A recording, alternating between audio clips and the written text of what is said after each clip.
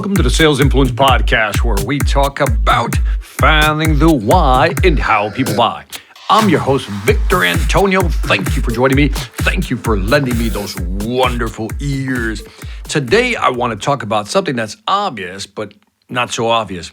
Did you know, listen carefully, did you know that we are impulse buyers? Yeah, that's right. We're impulse buyers.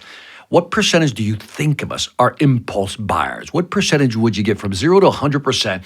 What percentage do you think we as consumers are impulse buyers?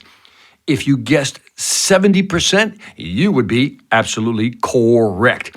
The majority of us are impulse buyers. For example, when you walk into a grocery store, did you ever notice that they put the eggs in the back? Did you ever notice that they put, like, say, the meat in the back, the milk in the back? Because they know that we're impulse buyers. And so what does that mean? They know that if we walk to the back of the store, that on the way back, or maybe even on the way to the back, we're going to see some things that we might want. We might see some cookies, some donuts, some potato chips. Okay, I'm being a little too self-revealing here because that would be me. But along the way to the actual items, we might see some stuff, and on the way back. So they got two shots at us to getting us to buy something. Now think about this. If the majority of us are impulse buyers, my question to you is, during your sales process, especially when you've closed a sale or are about to close a sale, do you allow for impulse buys? Now, the impulse buys could come in the shape of maybe upselling or cross-selling, or if you're doing it online, on the way out, are you offering them something? In other words, if they buy something, you might want to recommend something else. Amazon is a master at this. When you buy something, they say people who bought this also bought that. And I think that's a powerful way to take advantage of our impulse nature to buy. Remember, when we're buying something online, for example, we're in that buying mode. We're trying to fix a problem. We're trying to solve something, right? So what a better time than to actually sell something on the checkout. And in sales, face-to-face, maybe it's right before the contract close, or maybe it's right at the contract close, and you might have some additional items you may want to try to squeeze in. Most people don't realize this, but upselling or cross-selling can increase your revenues by up to, listen carefully, 30%. Wow, 30%.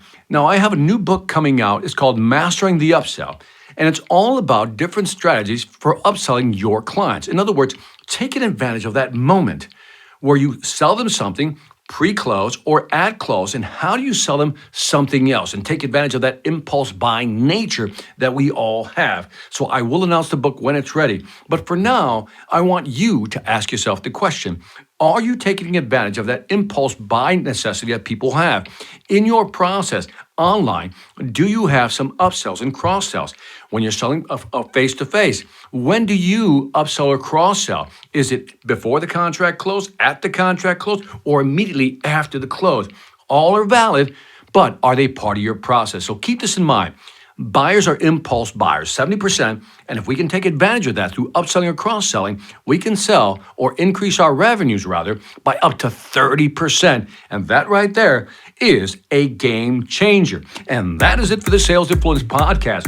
Leave me some feedback on iTunes, Stitcher, Pandora, Spotify. You get the idea. YouTube, I'm all over the place. Love to hear your feedback. Also, keep in mind the Sales Velocity Academy. I do have a Mastering the Upsell Masterclass in the Academy. So go check it out at salesvelocityacademy.com. This is Victor Antonio, always reminding you, selenate hard when you know how. Take care.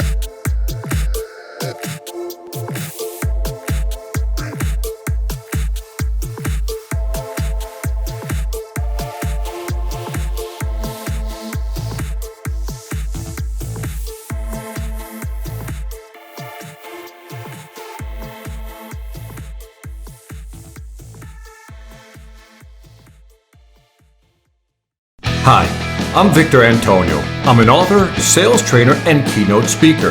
I'm often asked, what makes a great speaker? Is it someone who delivers real content that the audience can use? Is it someone who engages the audience so they're part of the learning experience? Or is it someone who can motivate an audience to push them beyond their comfort zone and discover new abilities? The answer is yes. But the most important thing to remember is that I'm not there to look good. I'm there to make my client look good. Simply put, it's never about me, and it's always about them.